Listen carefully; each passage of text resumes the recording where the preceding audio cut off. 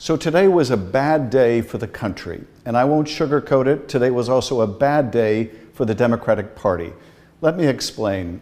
Today we took up that 6-month CR, or continuing resolution, giving Donald Trump 6 more months to continue doing what he's doing, tearing down our agencies, firing federal workers, cutting Medicaid, closing Social Security office, devastating veterans, laying off veterans. We just gave him 6 more months to continue down that destructive path. We in the Congress gave up our authority, gave up our power to allow him to continue to do this because we feared something worse if we refused.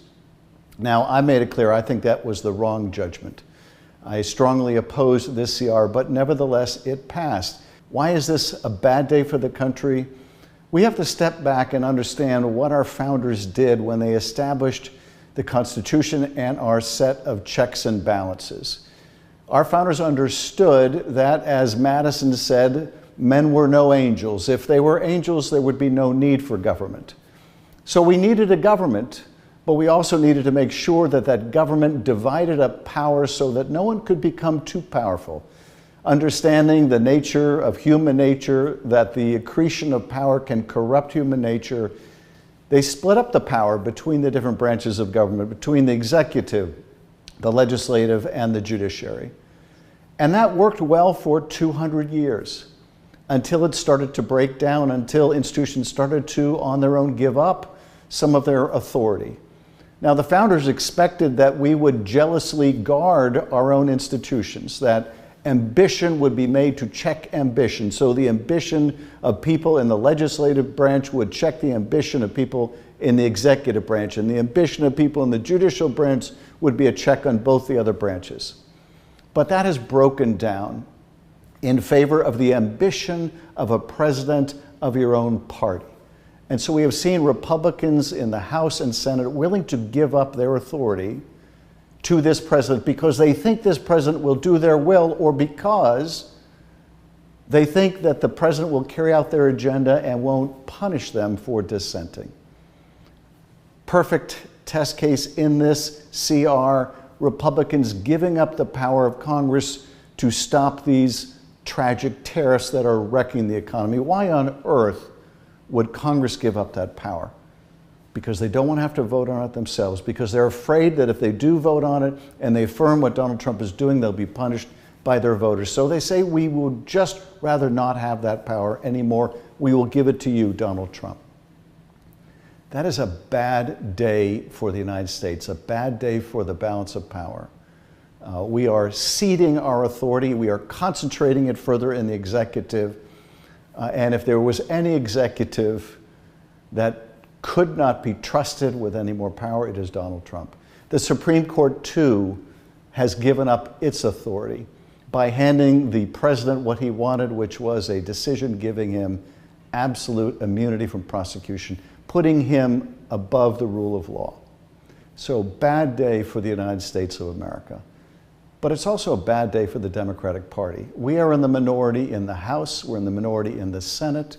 We don't control the White House. We certainly don't control the majority opinion on the Supreme Court. The only hope that we have of standing up to this president, of pushing back against the destructive actions he's taking, is if we stay together.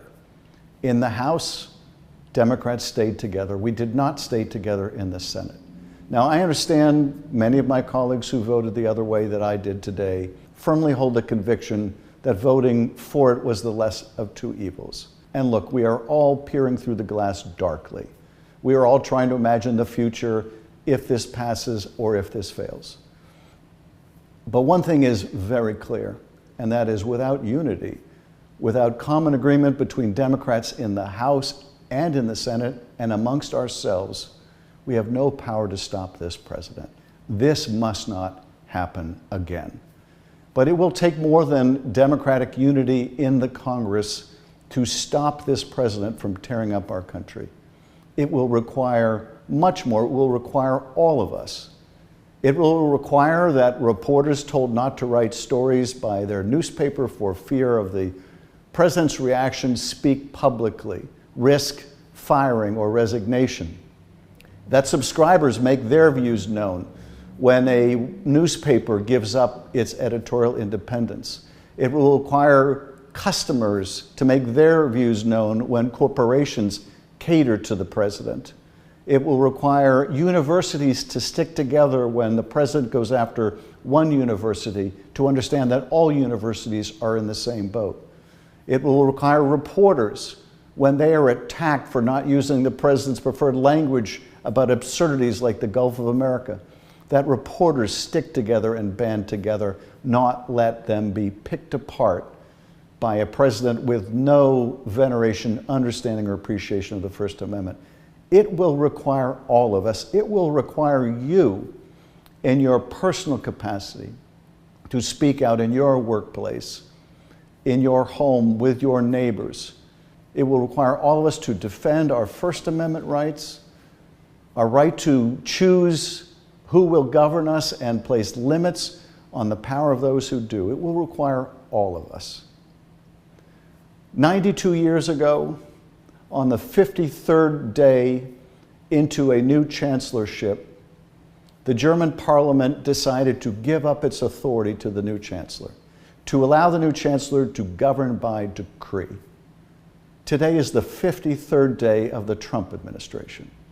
Now, we have not decided to fully give up our power to this president, but we took a